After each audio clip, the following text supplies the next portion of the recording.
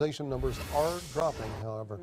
Well, weeks after President Biden announced vaccine mandates for employers with more than 100 workers, Senator James Lankford is looking to repeal that order. Senator Lankford joins us this morning on Skype. Good morning, Senator.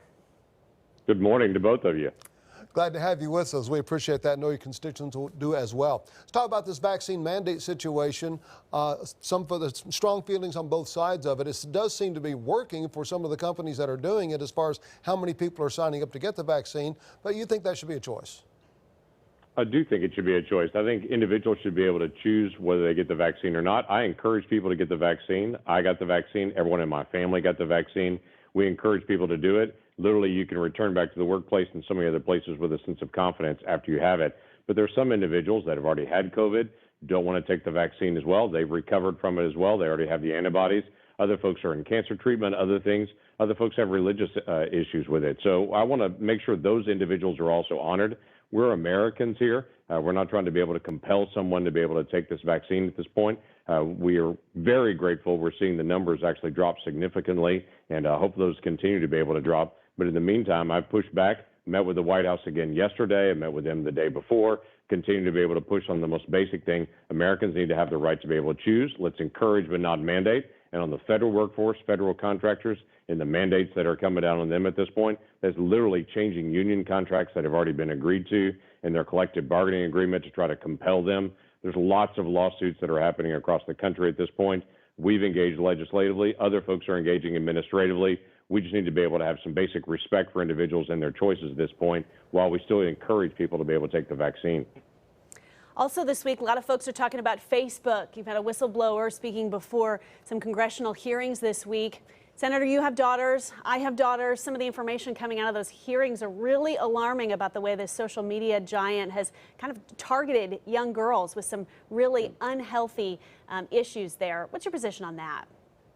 Yeah, it has been exceptionally frustrating because this is something as a parent you know and you kind of sense as you go through it, but you continue to be able to push back against this very large corporate firm that is finding ways to be able to develop algorithms, literally to be able to keep people involved, identifying weaknesses for them, whether it's pushing all of these different things onto young girls, which their internal information shows that they knew it was harmful. It was increasing the suicide rate. It was increasing other insecurities among young girls. That continue to be able to drive it because it kept people online and kept advertisers going. That is not helpful for us. It is obviously something that's got to continue to be engaged. There are multiple other areas in the platform that we've seen major problems of their own censorship and other things, and their way they're actually buying out other companies, trying to be able to lock out their competition. So there's antitrust issues here. There's all kinds of things that are going on that definitely continue to need investigation and a push to try to fix. And also, Senator, I know that border security has been important to you for a number of years. Governor Stitt and some other Republican governors are going to the border to try to highlight the issues that are happening there. Some folks say, you know, this is something that needs to be worked on in Washington. Why are these governors going there? You know, what are your thoughts on that?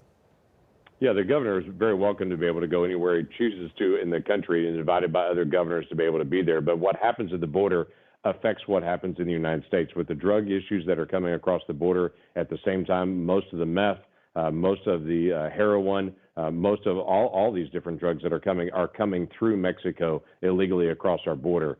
So we are all border states in many ways because we're directly affected by what's happening on the border. I have pushed on this for a long time. I met again with Homeland Security this week. We'll continue to be able to drive some basic protections of our country. Every country wants to be able to have a secure border. And for this administration now have over 1 million people that we have identified, 1 million people that have illegally crossed the border from over 100 different countries just this year. That is something that we've not seen in decades in our country, and it's directly connected to the policy change they had on January the 20th. So this is not something that just is going to happen because it's seasonal. This is going to happen because this administration's chosen not to enforce the border, and it's causing all kinds of issues across our country.